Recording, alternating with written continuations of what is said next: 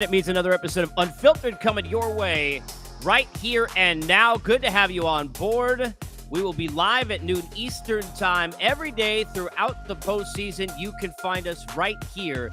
Guests from around Major League Baseball setting up the series, all sorts of fun and much more. And if you have not already jumped on board the Unfiltered Revolution, please do so at Casey Sturt on Twitter. Get into the Twitter bio, jump onto the YouTube channel, or you could follow Believe, that's BLEAV at Believe Network, and get on their YouTube channel where we are live as well. Thank you, Unfiltered Band. It's good to have you on board. We've got a lot to do here on day one of this show as we get you ready for an elimination game. It's win or go home. Indians, no mas. Guardians, yes. Yankees could be no mas in just a few hours. Last night, Garrett Cole did everything and more, everything you would have expected based on what he's paid, everything Yankee fans had hoped that they would get from him, albeit with the home runs that he has surrendered during the season. And another one yesterday by Naylor as he was rocking babies. The Guardians were rocking themselves on a flight back to New York for a Game 5, weather permitting, this evening. We will get more on that. Mark Feinstein will join us later on in this show, MLB.com and MLB Network. Also, Jim Duquette going to be with me. We got Jeff Blum, who's been all over it with the Astros, also hosts the Believe Network, Believe in Astros. He'll be here in just a few minutes. We'll cover what happened in that series as the Astros now prepare to face either the Guardians or the Yankees coming up here, depending upon who wins once the ALCS gets started and underway. We thought in the NLCS side that the Dodgers, right? The Braves, the Mets, the 100-plus win teams, it was that easy. Well, that would be a we if you did not follow us here at Unfiltered. Because if you did, you know that I predicted that the Dodgers would be knocked off in 5 games going back a month ago. I said if they played the Braves, they would lose. I said if they played the Mets, they would lose. Well, how did I know that they would be in such trouble? We're going to get into the layoff and find out why some of you have not been paying attention over the last number of years to the way baseball works, because here is how it works. Layoffs kill baseball teams in October. We are officially underway. This will be when you get us on Apple, Spotify, and your podcast, episode 104. As always, represented by our good friends at BetOnline. BetOnline, of course, football is back. BetOnline remains your number one source for all your football betting needs this season. Get the latest odds, matchup info, player news, and game trends as your continued source for all sports wagering info. BetOnline's got live betting, free contests, live scores, and giveaways all season long. It's always the fastest and easiest way. Bet all your favorite sports and events, MLB, MMA, tennis, boxing. They even have golf, where the Guardians or Yankees will join. They could use BetOnline. Head over to betonline.ag to join and receive your 100% welcome bonus with your first deposit. Make sure to use promo code BELIEVE, that's BLEAV, to get your rewards. It's BetOnline, where the game starts as we get started. And let's begin with where we are now in this series between the Yanks and the Guardians, setting up for a Game 5. It'll be a bullpen game. Savali and Tyone to get going. See, clearly, the Guardians a major advantage in the bullpen. We'll get into that during the course of this show. And we'll find out whether or not, look, Aaron Boone, and I love Boone, he's a friend, a couple of days ago, seemingly not citing an emergency situation for Clay Holmes a couple of days ago. Would we still be in this spot? Who knows what might have happened in that 9th inning? They blow that lead. Oscar Gonzalez, again, another walk-off hit. What a performance these rookies have had for the Guardians under Tito, one of the greatest managers and a Hall of Fame manager, so we shouldn't be surprised at this point. But we'll find out what we get from them tonight. How did we get here? Well, Garrett Cole pitched the way he's supposed to pitch. And, here's the thing, and you could chat along the way with us, by the way, on Twitter, into the chat. You just open it up. Once it pops in, you could dump in there. Also, you can get on the Believe channel if you're watching on YouTube, as well as live if you're on my YouTube channel. Of course, Apple, Spotify, if you're there on the podcast belated, you can get to me and tweet me. Happy to hit you up in replies as the night go on, as we go through the postseason. But for Garrett Cole yesterday, you got what you paid for. And look, pitching in the postseason is not easy, people. You even think about some of the performances that we've seen from some great pitchers that have not been nearly great enough already here over the last couple of weeks. Namely, Max Scherzer certainly comes to mind. We've seen situations where managers, and we'll get into the Dodgers, have gotten in the way. If you didn't hear it, Tyler Anderson saying it had maybe a mild exaggeration, but after 86 pitches saying he could have gone another 5 innings when he was taken out. Remember, years ago, it was only 73 pitches. Blake Snell was taken out in 2020. So how long you leave a guy in certainly is one of the questions you deal with, especially when you've got a Yankee bullpen you do not trust. Yesterday, Cole gave you the 7 you needed. Ronnie Darling, who always does a terrific job, of course, during the season on SNY and on TBS in the postseason, mentioning yesterday in the broadcast that he's right. I mean, that is the complete game pretty much right now in a postseason. You can go 7. Cole gave him 7, allows 2 runs, strikes out 8. Of course, gives up the home run to Naylor where he's rocking babies. And look, I'm all for, the celebrations. I'm a let the kids play guy. I'm not a, get off my lawn, enough of this nonsense. I think that, to me, you've got to have personality. It's probably a little extreme, and he may want to be careful and wear a lot of padding when he faces Cole next year during a regular season. But you get what you need out of Holmes and Peralta yesterday. Other than the Holmes walk, no hits allowed, 2 innings from the bullpen. And, really a story for the Yankees has been that you have not had to, when you've gotten big hits, rely on Aaron Judge. That was the big question we saw down the stretch of this season, was how are they going to get offense? Outside of the Stanton home run and that walk-off, that unbelievable night for Judge, I think it was the night he hit his 60th, right? Outside of that, you really weren't getting a lot of big hits. You had the one Donaldson one where the Rays had cut the gap, I believe at the time, to 4.5 games in the division. He walks off. But outside of that, pretty much every time it was a big hit, it seemed like it had to be Aaron Judge or it was going to be no one. Had to be a home run or it was going to be nothing. Well, nightmares are going to pursue and ensue and continue. That CTSD, the consistent traumatic stress disorder, I always joke that Met fans have. Well, Cal Quantrill and his family are going to have it with Harrison Bader because it's been Darth Bader to him. Another home run yesterday. Now 6-7 ABs against him in his career with 4 I mean, it's ridiculous what he's done against him. But Bader now 3 home runs in the postseason. Think about this and what we've gotten already in the postseason from the Trent Grishams of the world and the Harrison Baders. That is why we always talk about heroes in October. They are not always the big names that come through with the big hits in the big spots. Cole had to. Now it sets this one up. We will get deep into that and dive in with a couple of our guests today. Again, Jeff Blum here in a few minutes, Mark Feinstein as well. Jim Duquette will join me. So for Guardians and Yankee fans, don't worry. Plenty is coming on that here in this live show. Want to go back to the layoff for a second and set us up for those who maybe have, been under a rock or, paying attention to their fantasy football team over the weekend to what happened with the Los Angeles Dodgers. And let's start there. The Dodgers, I said this for weeks on this show. They had a double negative that was going against them going into the postseason. First of all, layoffs kill. I remember talking to Jim Leland on 2 different occasions. He had teams that had layoffs. The second time with the Tigers, and he's one of the great managers of all time. He tried to simulate at-bats, took him down to spring training, flew him down there during the layoff. Didn't work either time. They went home, both times in the postseason. You can't simulate the nerves and the momentum and all of what you deal with at home or on the road that comes with October. You can't get that in a batting cage. You can't get that in live ABs against your own teammates in spring training at a complex with palm trees. Can't get that. Reference it in the podcast yesterday. I talked about it for weeks on this show. 2007 Rockies. They won 21 out of 22.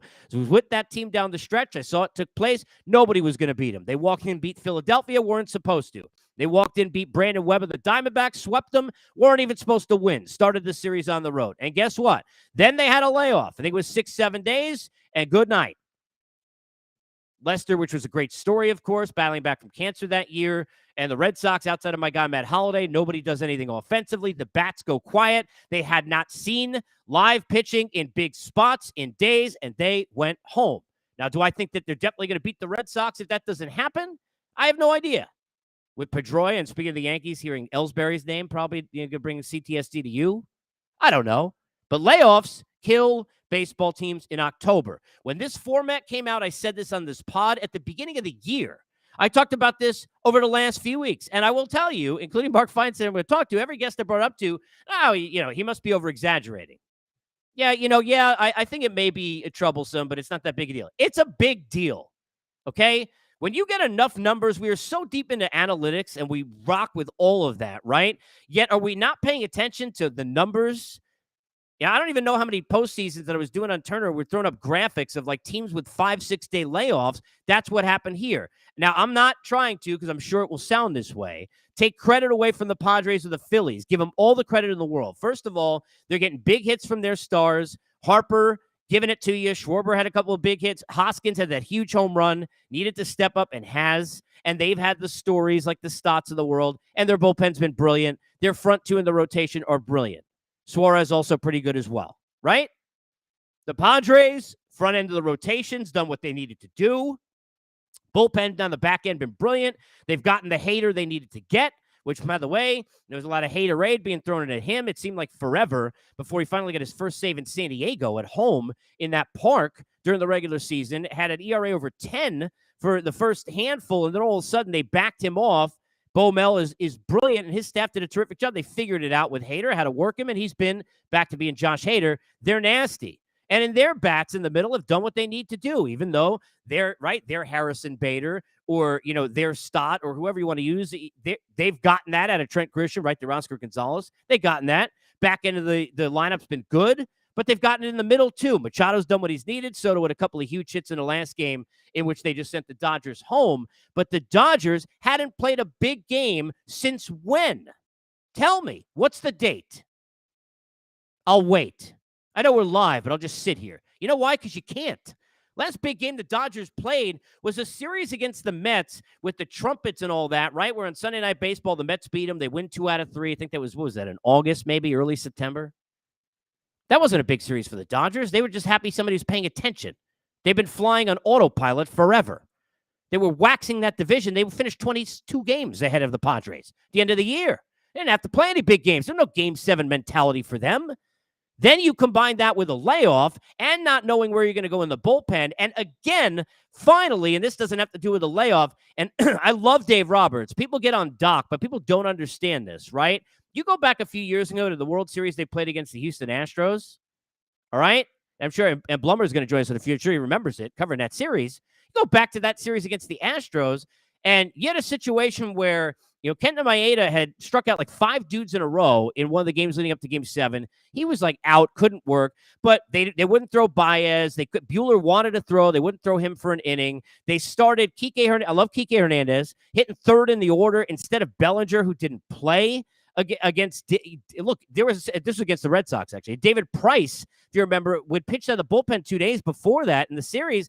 Bellinger got a hit off him. Then he didn't get a start at the end of the series because they went up into their, machines with the 19 different guys involved in that organization. Look, Andrew Freeman's a genius, certainly knows more than we do, but sometimes they get too much with that. And here's Tyler Anderson, who, look, I can't figure it out. How's a pitch-to-contact guy having the great season he's had? Give the guy all the credit in the world, but then you're taking him out after 86 pitches. And you go talk to hitters. Let me tell you something, people. I've talked to, and there's a number of different scenarios I could bring up to you. One that I think of, and this will be a good memory for Yankee fans, but not Twins fans if they're listening. And I don't know why they would be. They probably forgot baseball's being played right now, watching the Vikings, who are, 5-1. But you go back to the Joe Nathan experience, and there were times where certain pitchers would go in. I remember talking to Shevin. He would explain, like, certain pitchers go in, and you feel good. Other times, certain pitchers go out, you feel good. Go ask Matt Williams. Here's Matt Williams with Jordan Zimmerman. Nobody could touch him on that Giant team, if you remember that game. I mean, this guy was throwing no-hit bids and no-hitters down the stretch of the season, into the postseason. He was unhittable. He was brilliant. He's sitting there, and here comes Drew Storen with Posey and Sandoval, I think it was, due up in the order, and go home goodbye. The Dodgers were in a situation with this same staff when you go back a couple of years ago. I can't remember, 2019? It was 2019. That series against the Nationals. Here's Clayton Kershaw. He's not a reliever. He's in there, and he gets Adam Eaton to get out of an inning. He's got inherited runners on. This is what he does. And you got Soto and Rendon due up, and you bring Kershaw back in. Why would you do that? Doesn't make any sense. But, we had planned this, and the numbers said this, and then we thought that you can't cookie cutter. This is not an all-star game. You gotta somehow, sometimes live on feel. If you as a manager don't live on feel, as an organization giving Doc instructions and calling down to the dugout, don't live on feel, you feel the golf course, you feel the pain, and you feel home. And that's where the Dodgers are. Facts. But layoff, a major thing.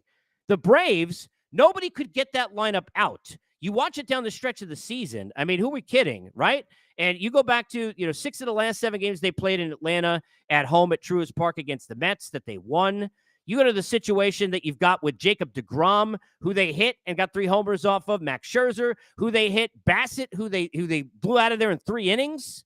Nobody could get that lineup out. Nobody could get that lineup out. Then go look at the numbers. They couldn't get hits. And why? Because layoffs kill baseball teams in October. Facts. Get a chance now to welcome in. I'm pumped to have him. member of the Believe Network, host of Believe in Astros, and of course, longtime Astro and a member of the White Sox and other teams, and does a great job on coverage for ATT Sportsnet with the Stros.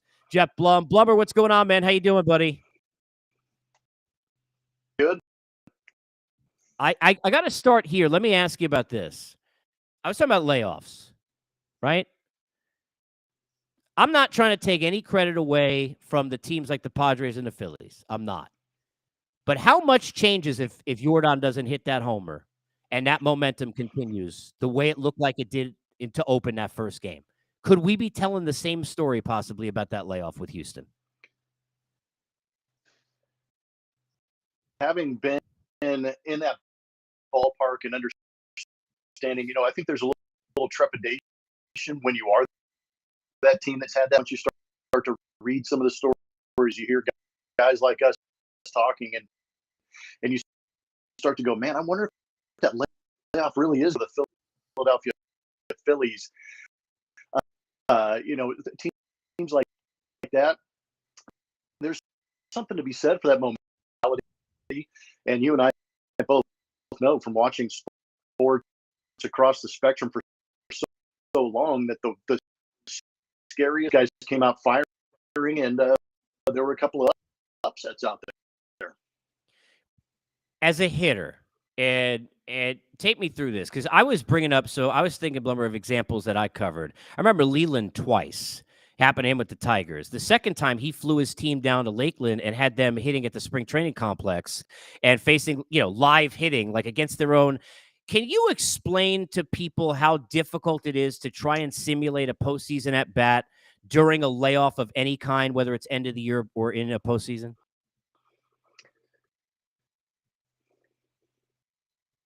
Yeah, they're going to have the issue. It's like breaking camp. It seems like every year pitchers start to sprint out of spring training, so they come out firing bullets as soon as they possibly can. And I think it's easier for them to ramp up because it's all how it feels coming out of their hand, as opposed to a hitter. A hitter has to figure out, when do I get my foot? Oh my gosh!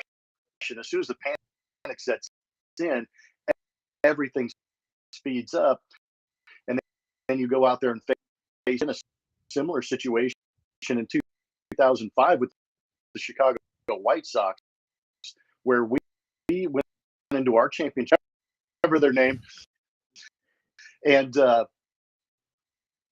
we beat them in 5 games and run off Brad Lidge. It extends a travel day, and then another game 6 that they had to play.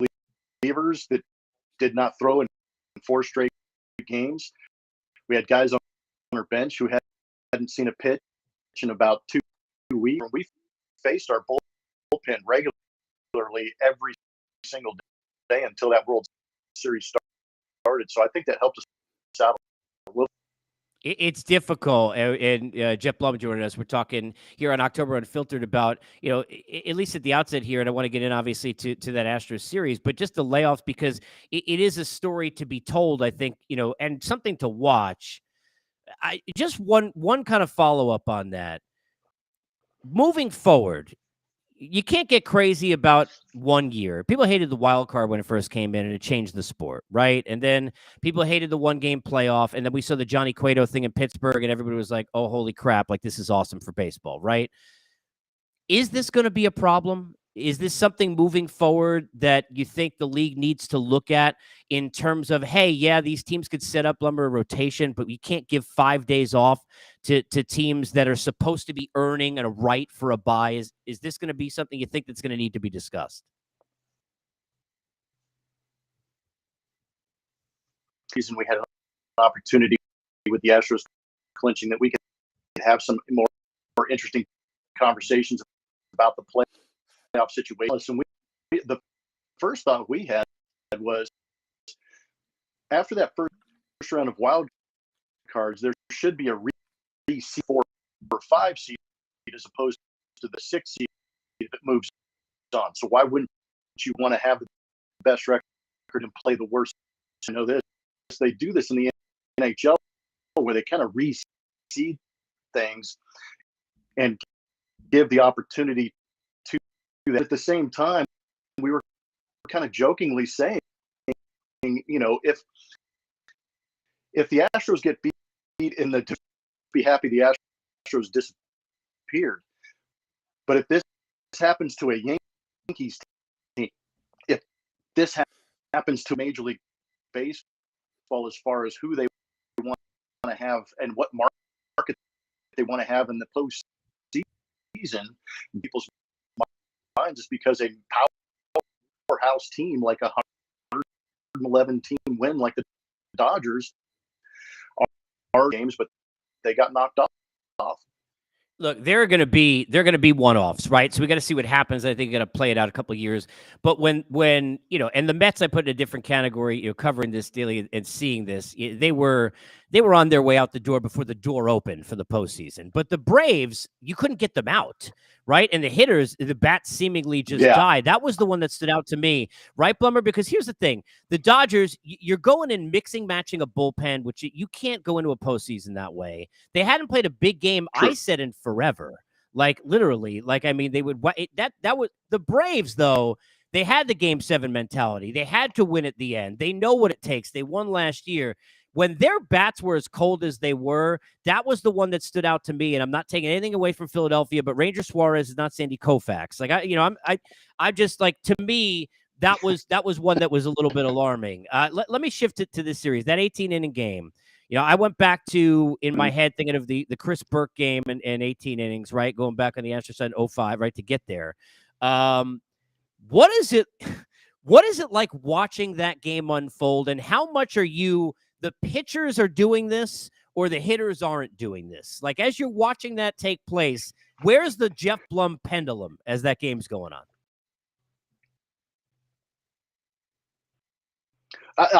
I'm throwing out there, obviously, with pretty good knowledge about the Astros, and it's not a 1 through 5 or Cal Raleigh down there doing a great job.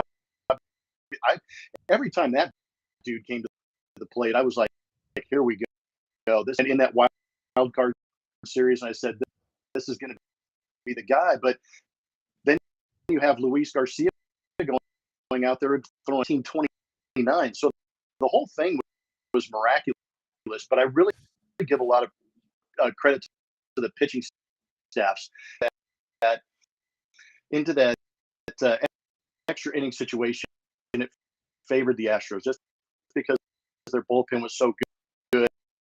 Yeah, we saw what he was able to do for 6 innings out of that bullpen. So they were built to go about 40 or 50 innings. 10 years broadcasting for the Astros, I was grateful I was not doing a postseason game, because that was how do you have both teams with 9 opportunities with runners in scoring position? Seattle only had 7 opportunities for Penn Murphy. It took one swing, Jeremy Pena, but it's miraculous, and it's amazing to me that back in 05 and kind of set up for a trajectory for another opportunity for the Astros to get to the. We're talking to Jeff Blum here on October Unfiltered. I got a couple more for you. So I'm obviously, and I'm biased because Dusty's a friend. I've known him a long time. He's the best. Will people, regardless of what happens, Blummer, in this situation this year, right? And they've got a real good shot. I think they're the deepest team. I think if the best team were to win, even if the Dodgers and Braves were still in it, the Astros would win. But regardless of how this ends, do you think people will ever nationally, because of what happened with all the garbage cans and all this stuff nationally, so people are not like empathetic to the Astros, let's be honest. Because of that, will people ever nationally give enough credit to how difficult the spot that was that Dusty walked into and the job he's done with it? Great question. And I actually appreciate this question because, the players, and there's 5 guys I think I'll be with them. And like you said, nobody's empathetic towards the Houston Astros. But the fact that they put him in front of this situation was, I don't know if he knew it at the time, but it was borderline genius. Not just for what he did on the field, because I grew up watching him in LA playing with the Dodgers and going to play against him several times as a manager through the National League Central. And you always develop this to appreciate why he became manager and how knowledgeable he is about the game and how he controls players and how it was a unique situation, even to Dusty Baker, through everything he's been through. He was put in front of it, and he was able to take that head on, deflect a lot of energy away from the players, and kind of aloof from that. And I think he's really taken that father figure in that clubhouse, that kind of, and you really can't discount what he's done. I mean, if he does take this team to a World Series plus wins as a manager, a World Series, hopefully a title for him. But what he's done on the field and in front of the cameras it will never be. It'll never be valued. They found a guy that was impossible for the media to give any crap, and that's right. That's what they. He wasn't going to take any either. No, but because, you know, I put it this way, like when Dusty got hired, because he's so, and it's real, right? Like he's one of these guys who's like, that can't be real, and it's real. He's one of these guys, Jeff, that like, because he's so respected, if he vouched for, and I'm going like mob movies now, but if he vouched for the team and said, these are good people, and I don't know what happened, people were going to believe him because they trusted him, and it seemingly took all the pressure. Sometimes managers do that by being crazy. He did it by just being sincere, right? I mean, this is not, this is not like, an Ozzie Guillen or Joe Madden in different ways, right? This is like not eccentric. He just did it by being sincere. Let me throw this last one at you, and hopefully I can get you on again next week and bug you again during the LCS. But I want to ask you about these matchups, because the Guardians, obviously you've seen Garrett Cole plenty. We saw what he did yesterday. I don't know how the Yankees with this pen are going to get through this, even at home. I don't think they could even be favorites in this game because their bullpen is such a disaster in terms of options comparatively. Mm-hmm. But because of the mentality, and them in that room, do the Astros want the Yankees just to kind of put them to bed again with the ownership they seemingly had of them? Is there something to that? I know players always say, and if I would have asked you, if I was talking to you and you're sitting there and you're playing third base in game 1 of the LCS, and we were talking right now, you would tell me I don't care who we play, and you'd be lying. So tell me the truth. No, you're exactly right. No, I think, that's, going back to that, they went through Boston, they went through New York, they went through the Los Angeles Dodgers to win that World Series championship. So I think the idea again is, well, if we're going to try and reclaim the New York Yankees are that one team that could knock the Astros off. So as a player, I would imagine they're sitting in that club, go out there and beat the Yankees, and they want to beat the Yankees. There is, it's go out there and beat the best of the best. They know that they match up well. They know they want the opportunity on the road. This is the first year we've been able to travel. So getting into that environment with them and able to go out and do this, but there's nothing better as a player to go into an environment where the Bronx cheers, the booing, the visceral reaction you create, but you're able. And we had a similar situation earlier in the season. Granted, it was regular season, but it was the first time, and they had the potential to sweep that series if it wasn't for two swings from Aaron Judge. So I think they're very good the way they pitch against them. They feel they have the answers to beat them. Well, look, certainly the Astros are primed to go deeper than just the LCS. It's going to be fun. Blubber, I appreciate you, man. Thanks for doing this. Good to see you. Hopefully I can bug you again. We'll do it again next week, okay?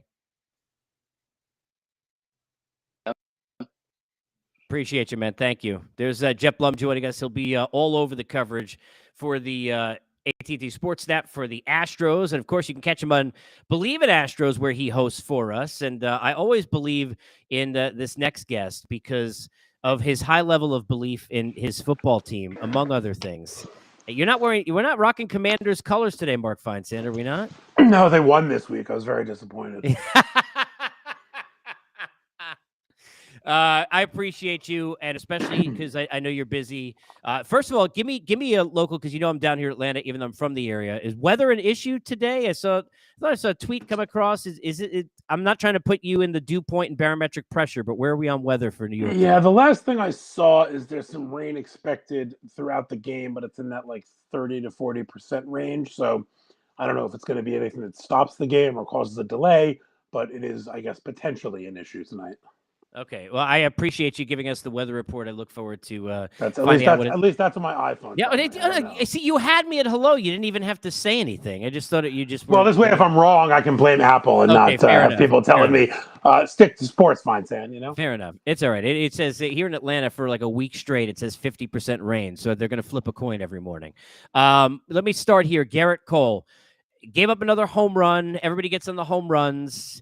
Didn't throw no-hit innings. It's the postseason. It's not an easy thing to do. Fair to say that was a pretty dominant, exactly what you asked for what you get paid performance, giving you 7 innings with what he did. The reason the Yankees are playing Game 5 is because of Garrett Cole. A couple other guys have come up with some big moments, but Garrett Cole went out there and pitched 2 very good games, did what the Yankees needed him to do. Look, would everybody like for him to go out and throw a no-hitter? Of course. We've had 2 no-hitters in postseason history, so I don't think that's a realistic expectation. What you're paying this guy for is to go out and set the tone, give you a good start, keep your team in the game, and give your offense a chance to win. That's what he's done twice, and now they're in Game 5 because of it. His name's Harrison Bader, but for the Quantrill family, it may be Darth Bader, I've been saying, because feel free to steal that like the Apple weather. That's his ownership as we've seen. You need these kind of things. Padres have gotten it from Trent Grisham. How about the Bader performance, Mark, so far with 3 home runs in this series? Yeah, I haven't heard a lot of people complaining about Jordan Montgomery not being on the Yankees this week.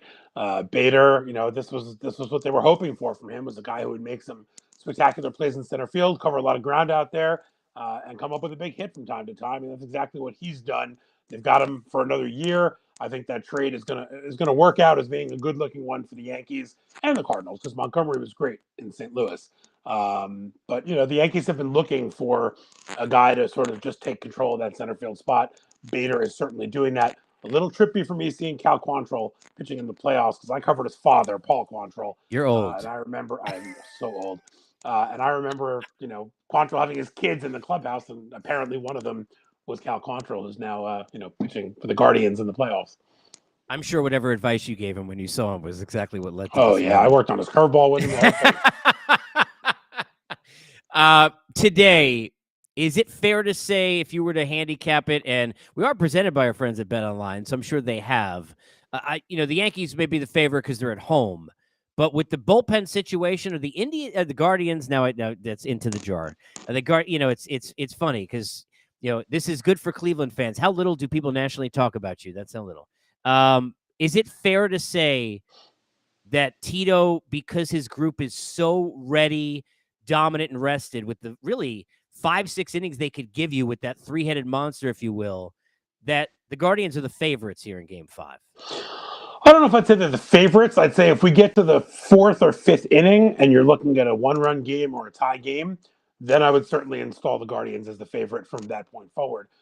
I could see the Yankees jumping out with 3 or 4 quick runs against Savali and sort of just setting the tone, taking control of the game, and then sort of hoping for the best from Nestor Cortez and whoever else they're going to send out there. This is one of those classic all-hands-on-deck kind of games.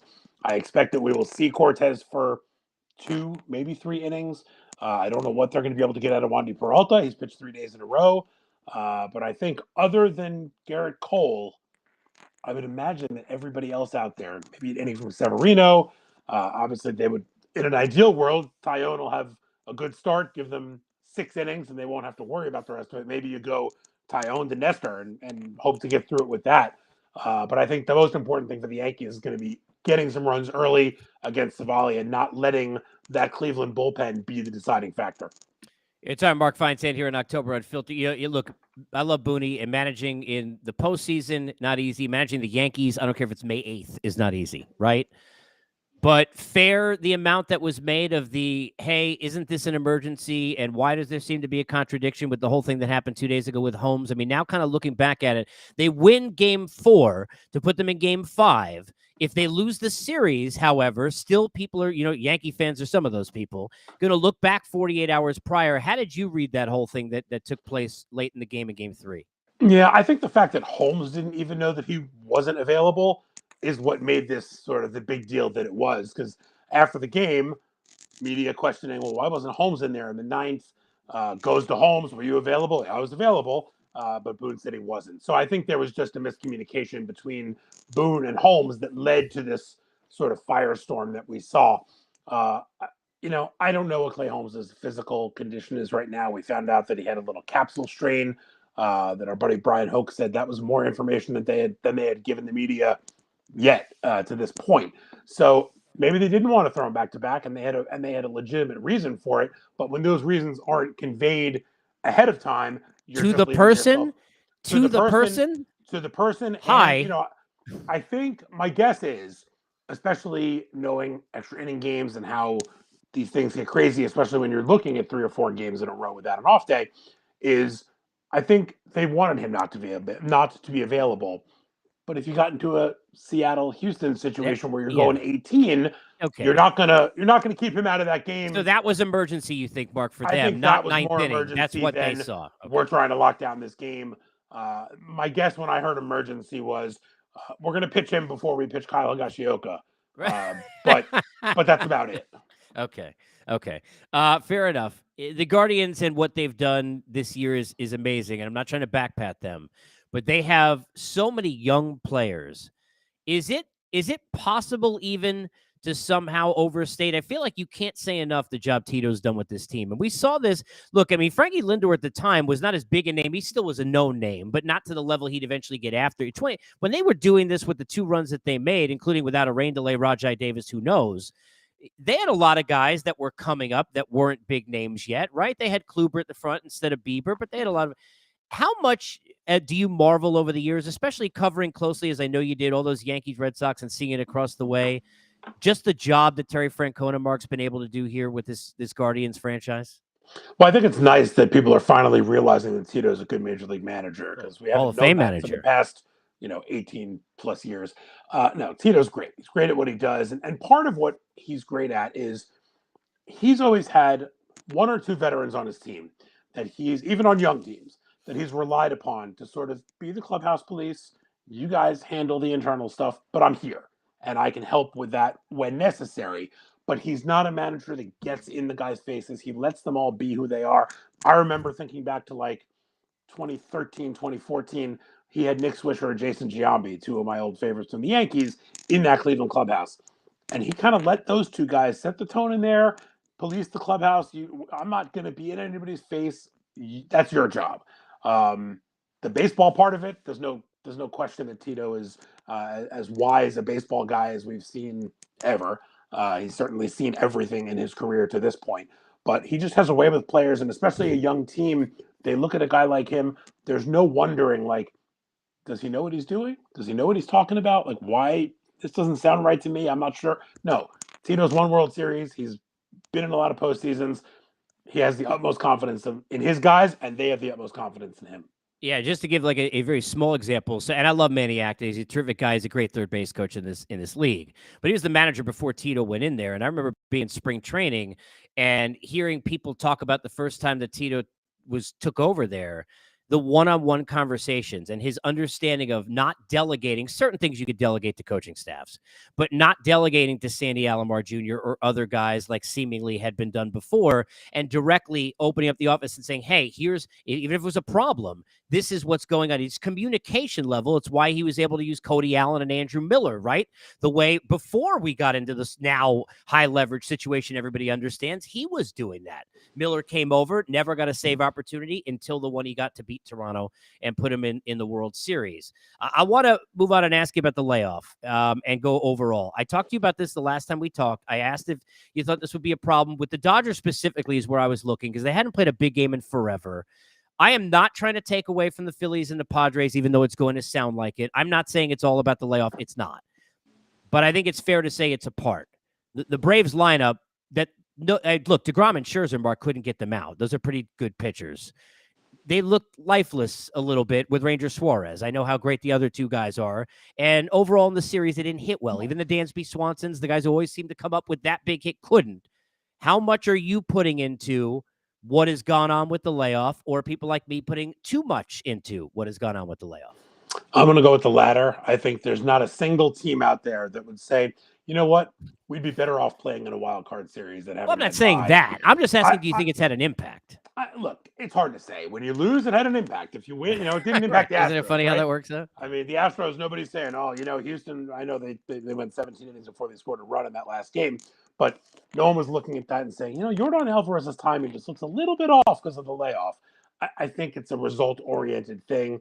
If you have a chance to line up your starting pitchers that the other team doesn't, that's a huge advantage. If you have a chance to get your bullpen rested that the other team doesn't, that's a huge advantage. Could the hitter's timing be off a little bit? Sure, that's possible. But hitter's timing can be off a little bit when they play every day also. This is the nature of baseball. Or face great pitching, right? Or face great pitching. So I don't think you can blame the Dodgers and the Braves' losses on the layoff. They had their pitching lined up perfectly as they wanted to have it. Their bullpens were rested. They just didn't hit. They ran into hotter teams for that moment. And we have seen it sometimes. A team gets hot and that momentum carries them through. Could that have been the case? Absolutely. The Dodgers and Padres play that series 10 times. The Dodgers probably win 7 of them.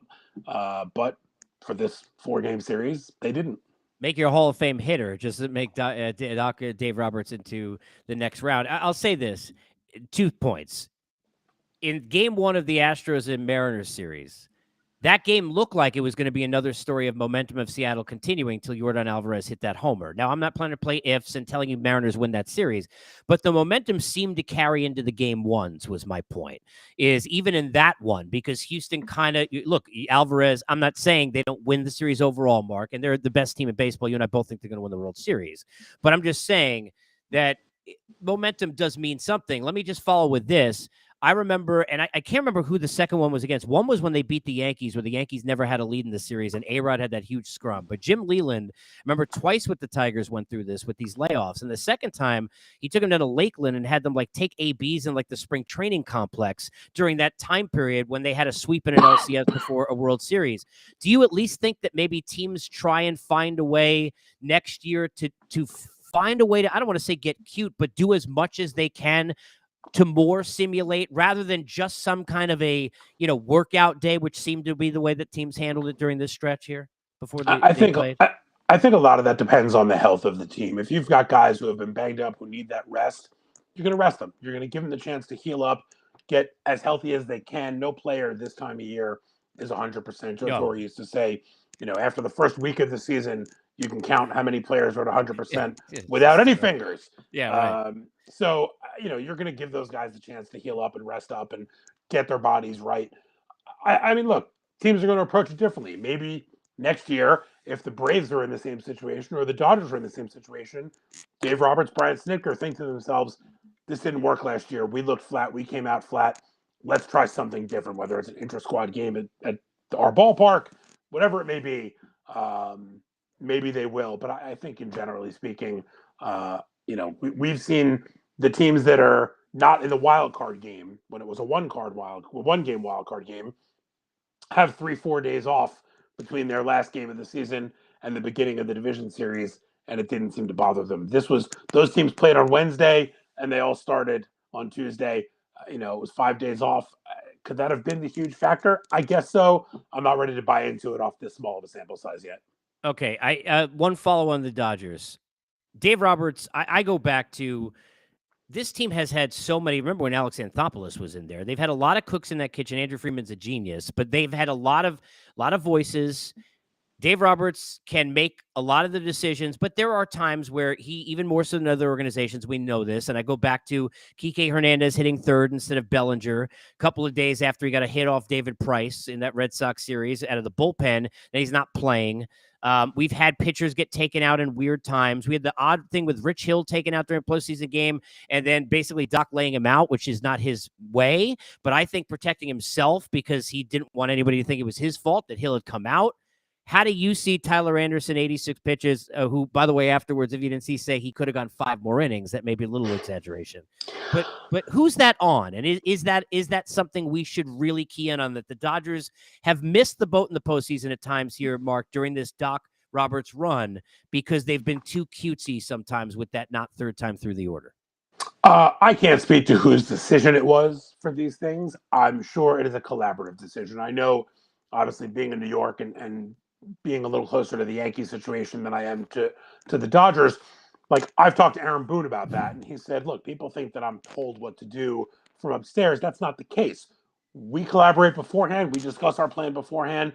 Then we put our plan into action. And whatever that plan is, it is. Does the manager have the ability to say, I know we said we were only going to throw this guy 80 pitches, but he's dealing. I'm going to try to extend another inning? I'm sure they do. But generally speaking, in these situations, it's very collaborative. There are a lot of conversations that go in before the game, and decisions are made on a lot of these things before the game. Does Dave Roberts have the ability to say, you know what, this guy's pitching really well, I'm going to stretch him one more inning? He probably does. But if that extra inning he gives up 3 runs, that's not going to reflect well on Dave with his bosses if they've had that conversation. So, it's a tough thing about managing in 2022. There's a lot more that goes into it than, when Sparky Anderson was just making the calls in his dugout.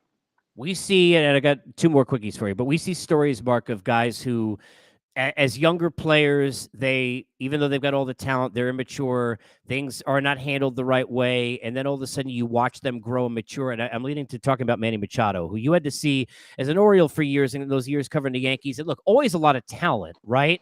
But he was not a guy who was a leader. He was not a guy who you would consider to be that way, certainly vocally.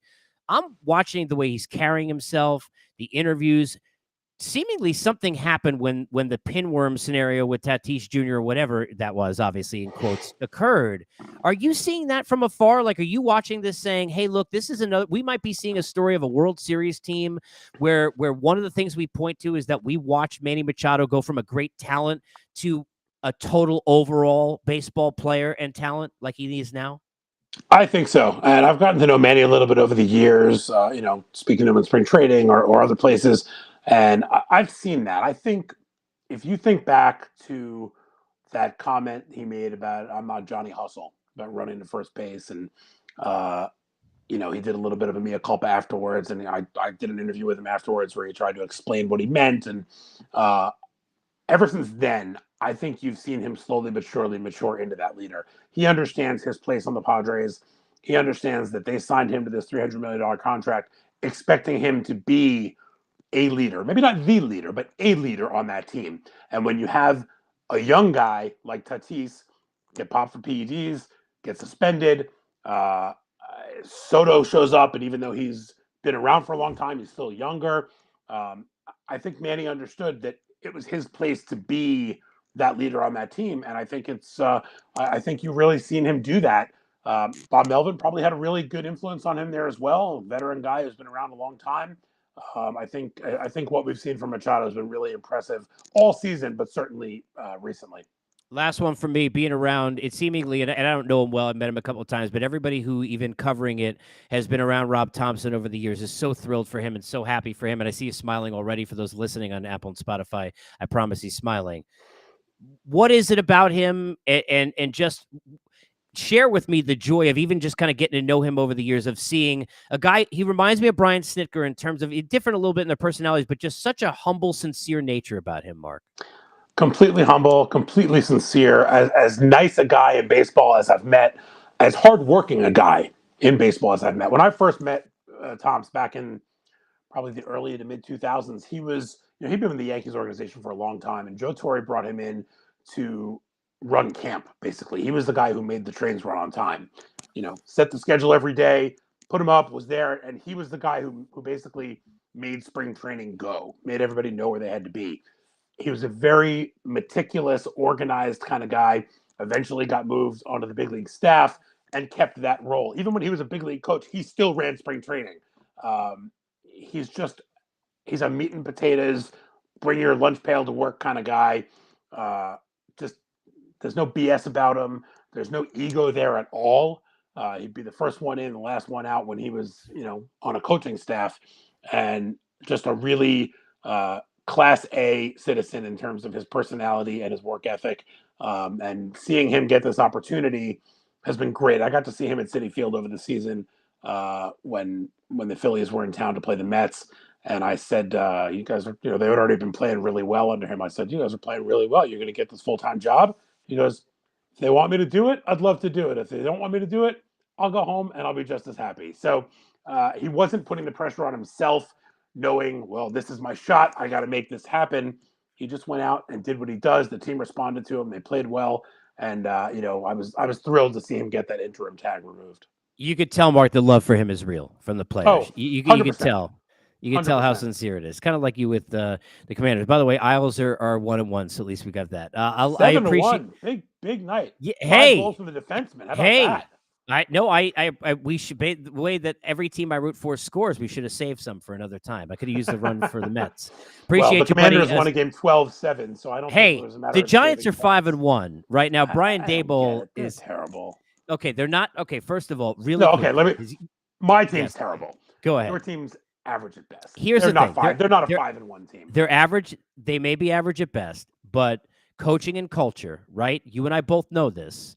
It can change a lot. It makes you believe that you're better than you are, and they're winning in the margins. Because of that, I think they're making the right plays. Now, when those things turn the other way and they become mistakes, they're going to lose some of those games and not come back. You going to trust Daniel Jones in a big game? Look, they don't have anyone to throw to. Can we at least let's be fair? 100%. Right? 100%.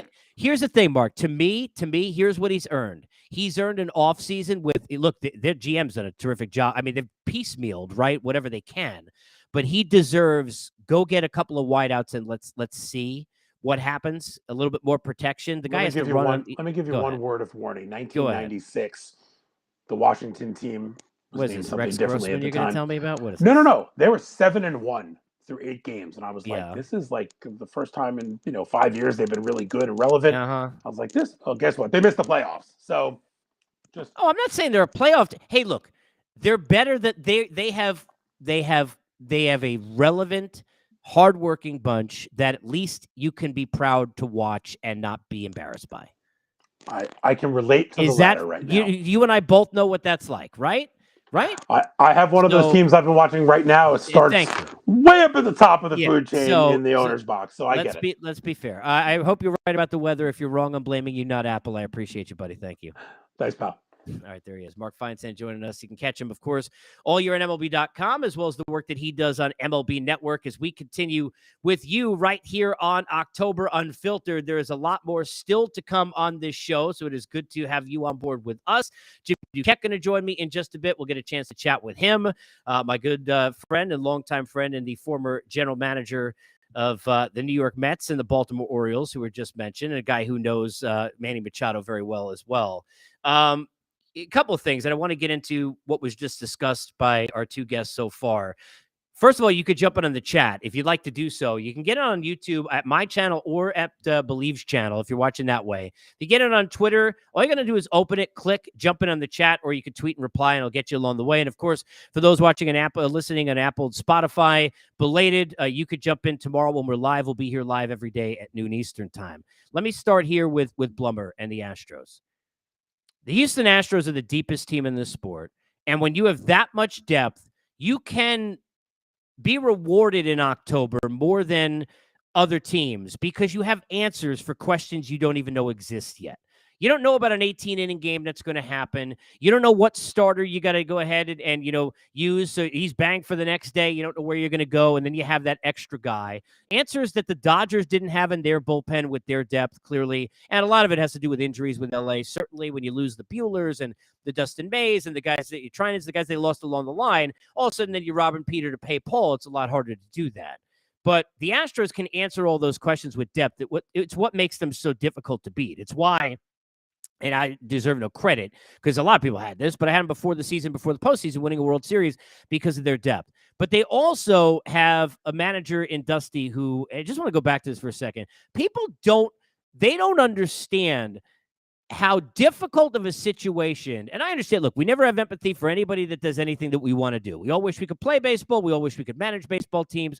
But when you sit there and you go into a situation where everyone hates your baseball team, I mean, you walked in, you had nothing to do with it. I mean, I was working with Dusty in the postseason, right? During one of those years before that. He had nothing to do with anything that happened. He wasn't even there. Then he's with the Nationals. And all of a sudden, here you are, and you take on this team where everyone hates your players. Everyone is going to sit there in every stadium you go to, and certainly they got helped out, right? Post-COVID and the pandemic and dealing with, not having cardboard cutouts aren't going to yell and throw things at you and heckle with the garbage cans. So they got away with that a little bit, right?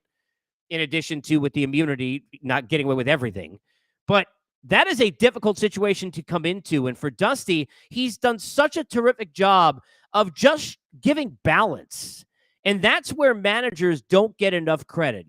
Look, managers are like field goal kickers, right? You expect a field goal kicker to make kicks. You don't really, unless he's winning the game, you're sitting there and you're not jumping up and down. You're not wearing his jersey. Maybe there are people with Adam Vinatieri jerseys, but I don't know how many kickers, how many Graham Gano jerseys you got. None. All right? He had one game this year. I think he hit 5 field goals. You get his jersey? Probably not. If you see a Gano jersey and you're sitting there and you're taking a piss over at MetLife, that's his cousin or neighbor or friend. All right? That's just the way it is.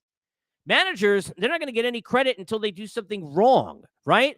Buck was a genius all year, right? Until he went and did the thing with Musgrove. Now, that's not why they didn't hit, and he wasn't the one at the plate, but then that's what got put on him. Even when they failed at the end of the season, and rightfully so, people were putting it on the players. They were not putting it on Buck Showalter, nor should they have. But I sat there and was in a post game and was sitting there giving the first remarks for anybody who watched that game when Ubaldo Jimenez was in the game. And I've told this on the air many times, but I told Jimmy Rollins, get his shoes on and we're going in to go on set because I knew the game was over. And Zach Britton is sitting there and he's third in Cy Young that year and brilliant, and he got wasted away. So great managers, they're not getting any attention. They're not getting any care. They're not getting any love. They're not getting any back pats. They're not getting any hugs. Nobody giving them any rub downs until you get to the end. And then when they screw up, that's where you get on them.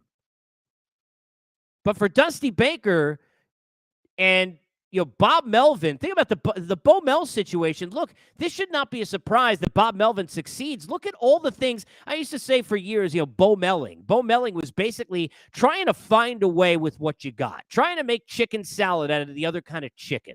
That's Bo Melling. And look, Billy does a great job, but that ownership, they're not going to do jack for you. And everybody had to go. I remember sitting there in a postseason. Now we see Josh Donaldson with the Yankees, certainly removed from other places like Toronto, where he spent time, among other areas. But you go back to sitting there with the A's. The A's are, in the year that the Lester and Cespedes deal happens, they're 30 games over 500 on the 8th of August. They're the best team in the sport. Next thing you know, they're going home. Lester's blowing a 7-3 lead to the Royals, and the Royals without Bumgarner are on their way to one of what would have been 2 World Series wins. So Bob Melvin's had to deal with all kinds of stuff with losing players and not having explanations, not having excuses, not having an opportunity to give any excuses.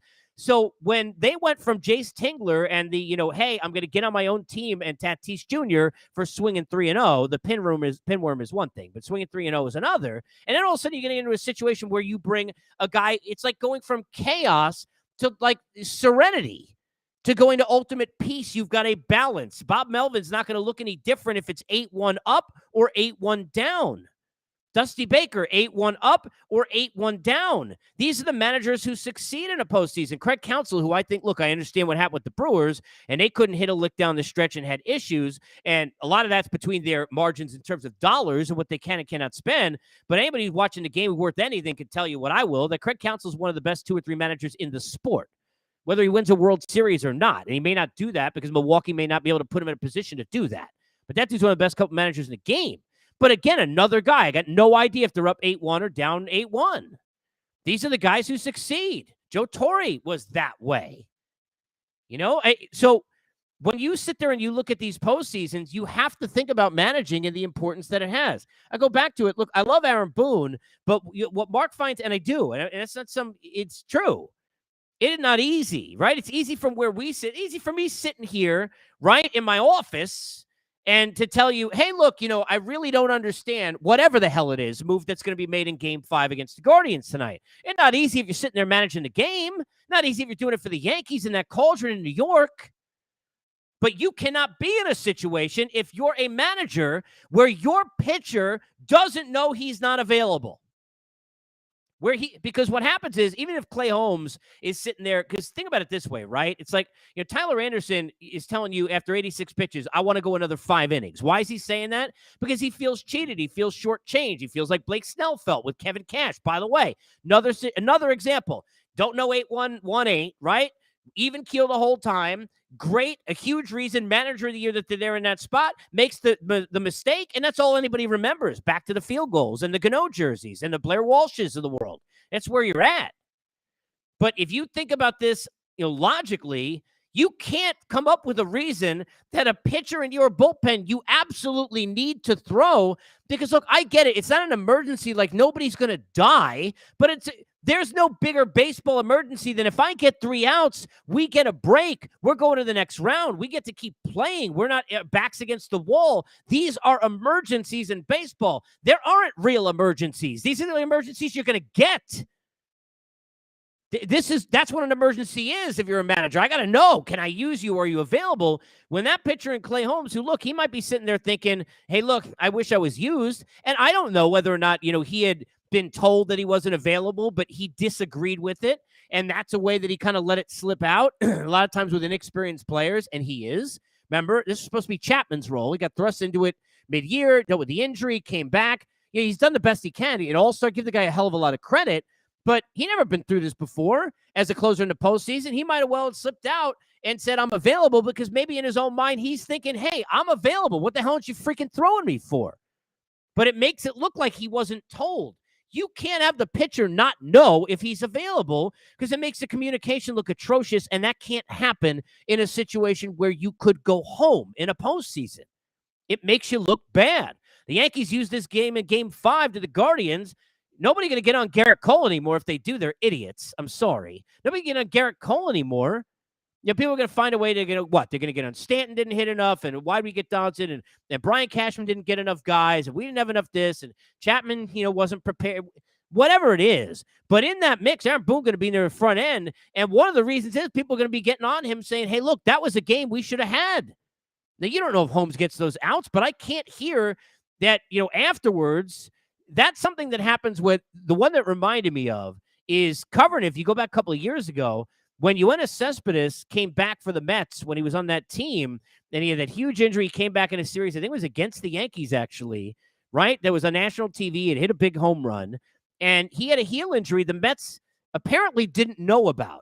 And after the game, same scenario happened. You've got a manager who, at the time, I think it was a Mickey Callaway, I think, who's at the front in the presser afterwards, and you've got Cespedes with the writers in the background. Cespedes is saying, I got a heel injury. I don't know when I'll be able to play again. And right at the same time, they're out at the presser, and the manager of the Mets is saying, we're so excited that he's back.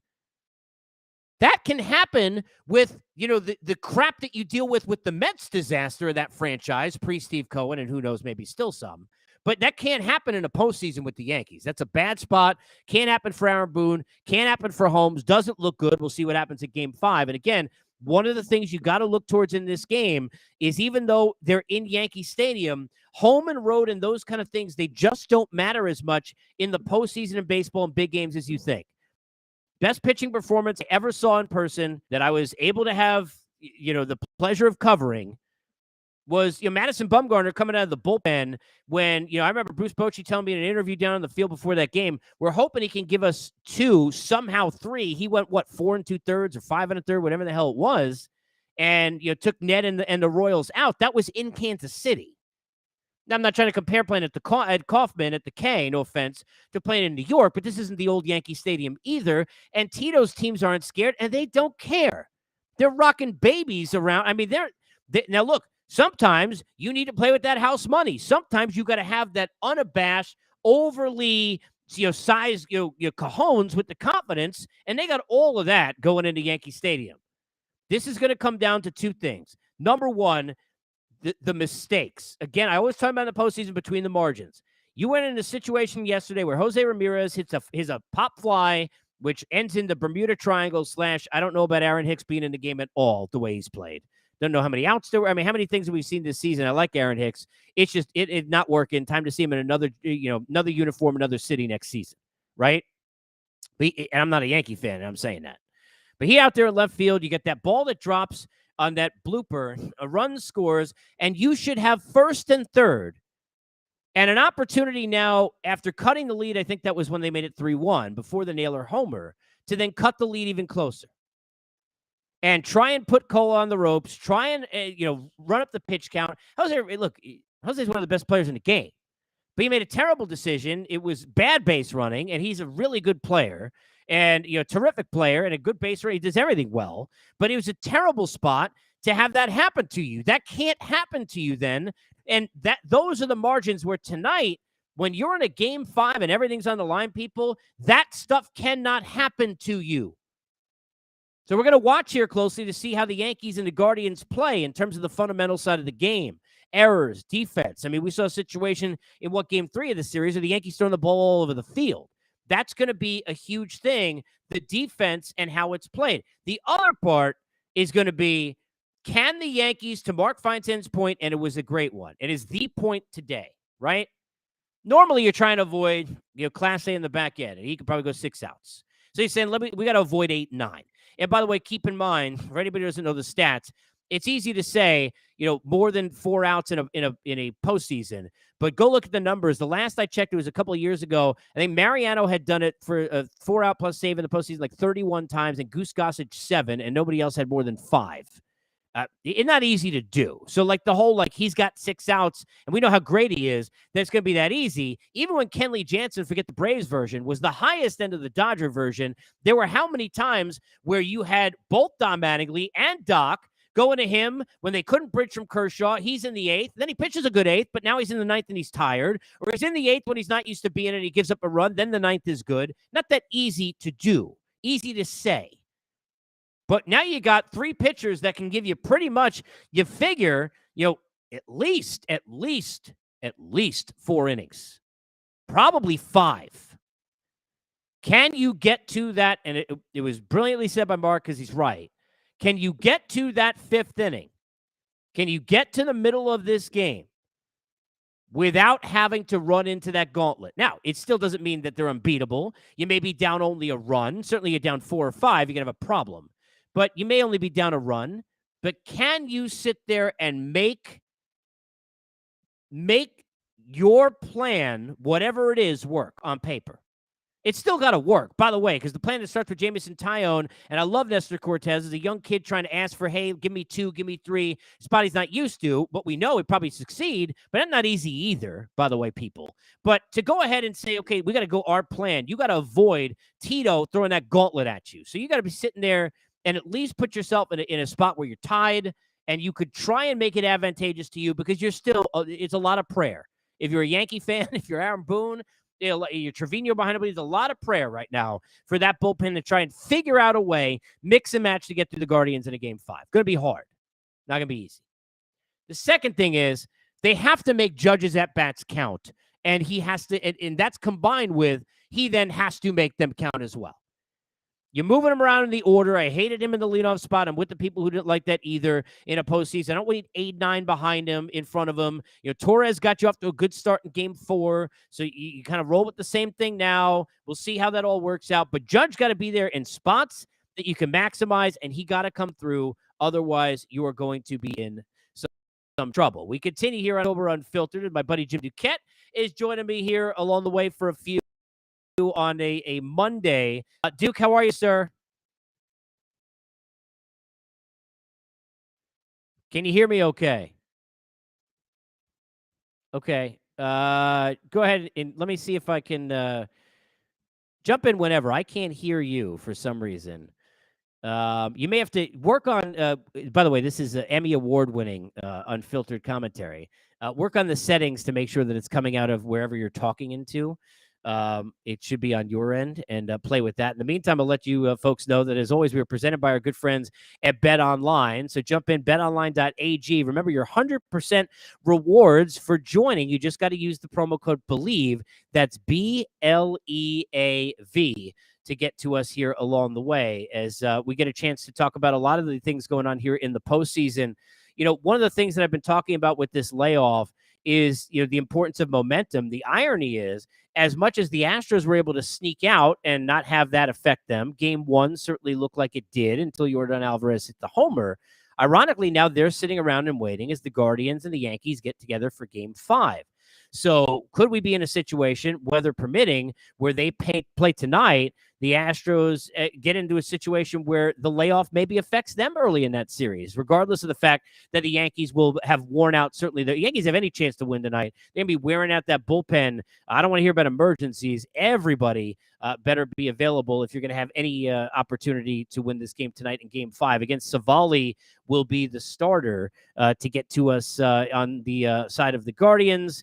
And we've got a chance to get on the other side, Jameson Taillon. You figure Nestor Cortez, Clay Holmes will be available, and whoever else. As we continue with you, October Unfiltered. If you're joining us on Twitter or on YouTube, you can see how lovely and beautiful Jim Duquette is. So at least that is of course the most important thing. Duke, I'm going to put you down, and what I would say is, if you can still hear me, what I would say is maybe just back out and try and come back in, and do it that way, because it seems to, I didn't mute you. Whoever did it, I'm gonna, I'm gonna blame, just because I always have to get on everybody. I'll say it has some Met fan thing to deal with it. In the meantime, I want to let you know about tomorrow and set you up for that. Buck Martinez will join me tomorrow, which I'm excited about. Sweeney Murdy will be here, whether or not the Yankees win or lose. So we'll have reaction on that from SNY, WFAN. We've got a lot of other guests planned here throughout the week as well. So stick with us. Remember, you can be part of the Unfiltered Revolution in a number of ways. Get me at Casey Stern on Twitter. Jump into the bio, get into the YouTube channel, and get to us that way as we welcome in Jim Duquette. Do I have you now, sir? You have me now. You have. There we go. Thank you, sir. I appreciate you, buddy. So you are officially unmuted. I did not do it. I just want to let you know I didn't do it. And thank you. I could not would not unmute. So that's all right. We got you. That's all right. Thank you. That's all right. Thank you for doing this. Let me start here with this. Yankees Guardians game 5.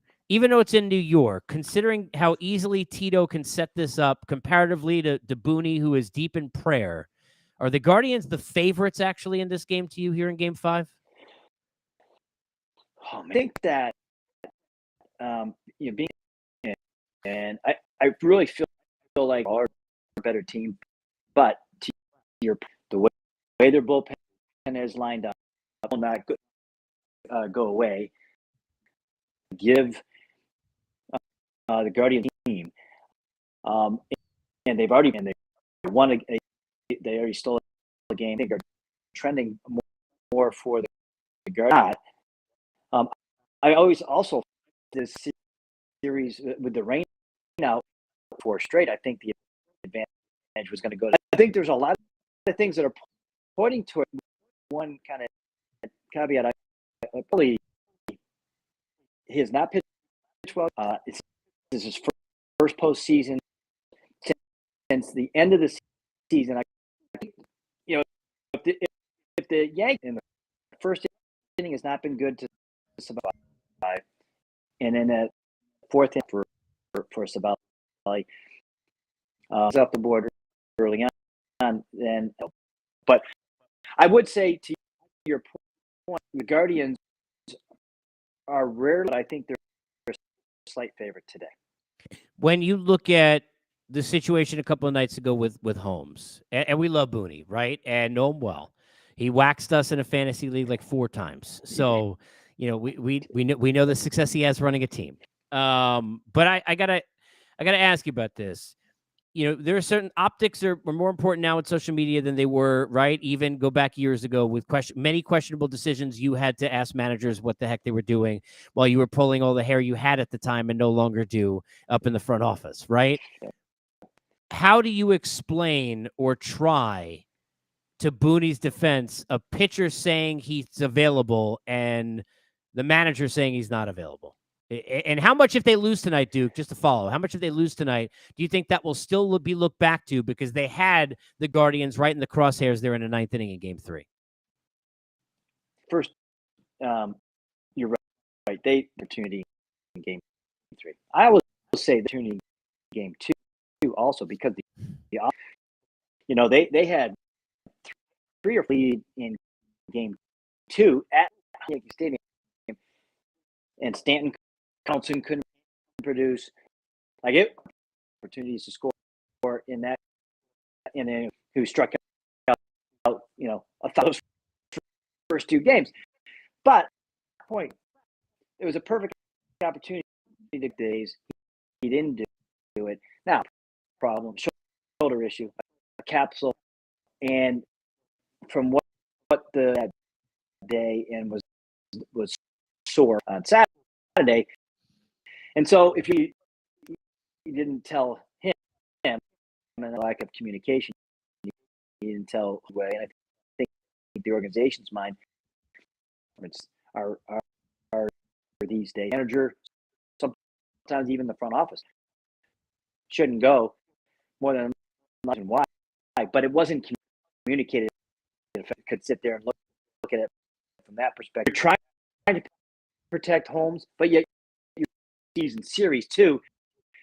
And I'll defend Booney in this sense, right for Holmes. Maybe what was good for the team. I think Holmes obviously I don't know if he recanted the right. We're on the same page. I understand where Boone said I'd only use him in an emergency if he was the last op. That if you can't use a guy back to be on your postseason roster. You and I covered together in firsthand. I remember in series that we were together. Layoffs kill. We've seen the second time you and I saw it together twice with Jim Leyland and the Tigers. The second time was when Yankees never had a lead in that one series. And I think it was that A-Rod scrum where he got benched by Joe Girardi and they swept and they looked brilliant and unstoppable. He gets a layoff. He takes him to Lakeland to try this time to simulate hitting. You can't do it. They go home anyway. The Rockies in 2007 until they ran into the layoff when they swept the Diamondbacks and then they couldn't beat the Red Sox at all. How much is this a thing? Because before this began, I thought that at least one of the big teams were going to get knocked off because of it. I expected the Dodgers to be vulnerable, especially because they hadn't played a big game, Duke, in forever. Yeah. How much is this an issue? I mean, is it more the Phillies and Padres are great and it's not the layoff at all, or is it give them all their credit, but the layoff definitely affected the bats in those 2 series with LA and with Atlanta? The layoff affected those 2 teams. Came on my show right at the end of the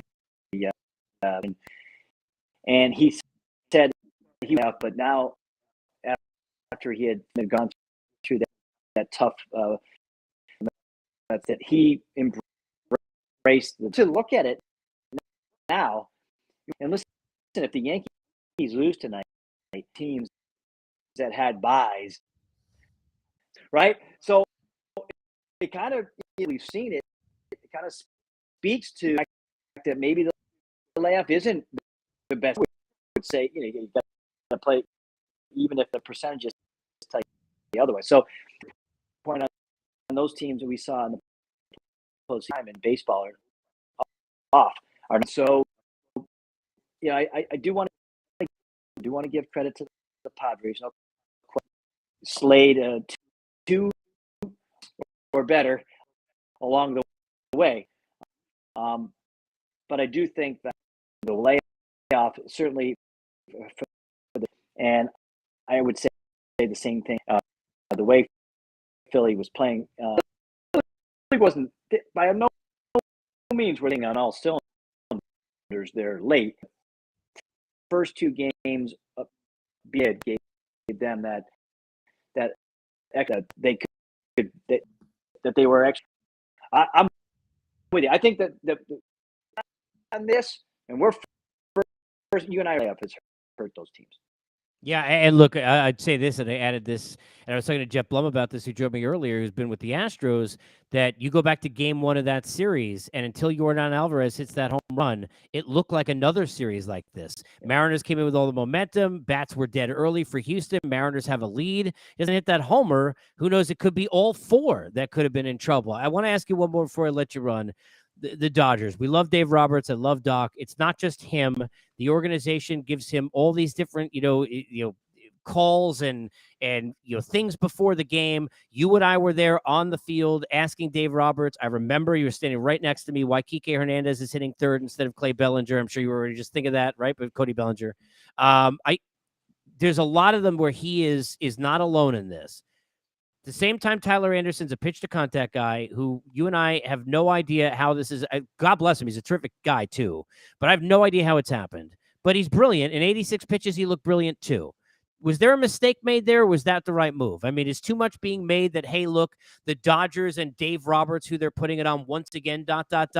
Or in this case, are you on board with how many times do you think Tyler Anderson's going to go through a postseason order before he gets hurt?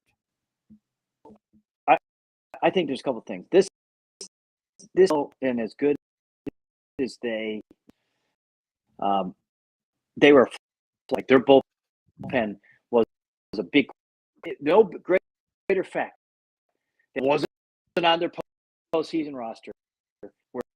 Where Blake Trinan, who Daniel Hudson, who's out for so. Those are their Roberts was. To do here, which was pitch an unproven for the most part, and we know even with good tricky with him right over the year. I questioned him before. I asked, how many times is up, and he sits in the he did not. This has been during the more disappointing Dodger baseball when you compare as your bust, highest payroll for the most part, and they got one World Series. So being in a put, I don't put all the by the way. I think it's organization that didn't give them the depth on reliever. Right? I think it was that's it. That's the only guy that they got. Joey Gallo, who didn't even. I think it's a combination of both. But I think question mark because if you go back and look when they gave up that 5 spot up and quickly, they did. There was times where we didn't have relief action. They were trying to get a guy over to first to buy him some time. They couldn't. There's a lot of I think guessing, and that inning alone, never mind. Duke, appreciate you. Thank you so much. Safe travels. I'll bug you again here down the road and enjoy. I assume, and knowing you, you're like A1 on Southwest wherever you're going. So yes, just American League. American. You'll be A1 on. You'll be A1 on Southwest. I know that A1 through 5. I look forward to chatting with you down there. I appreciate you, buddy. Thank you for doing this. All right. All right, there he is, Jim Duquette joining us as we appreciate him for being on board. Again, tomorrow on October Unfiltered, Buck Martinez will be with me, Sweeney Murdy as well, among others. Want to thank Duke for being with me. Obviously, when you're dealing with, and after doing 20 years of TV and radio and getting into podcasting here, and doing the one-man banding with the technical side, you're at the mercy of Wi-Fi. So obviously, next time we get Duke here, and I know Blummer had a couple of issues as well, we'll get the Wi-Fi worked out. Credit to whoever is doing Mark Feinstein's Wi-Fi. So we'll try and get that sorted out. Always appreciate any of the comments. If you're listening on Apple and Spotify and everywhere you get your podcast, remember this episode 104. So if you got in late, go back. I've had all kinds of crazy interviews and fun conversations and rants and all sorts of things, including a life pod series I've done getting into the importance of mental health. There's 8 parts of that. Feel free to jump on board at Casey Stern and connect with me about any of the episodes or on my YouTube channel or Believes as well, where we will be at noon Eastern coming up tomorrow, which is Tuesday afternoon, the 18th. You could join us for that.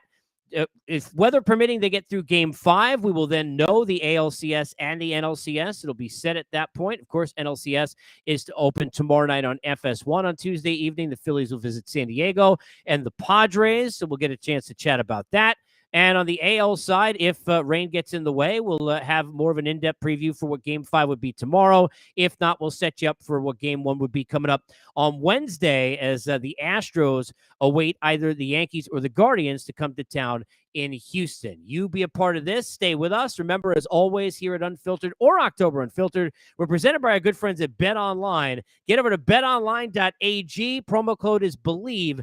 BLEAV, 100% of your rewards with that promo code to jump on board. You're rewarded, and so am I for us being together. Let's do it again tomorrow. We'll see you next time on Unfiltered.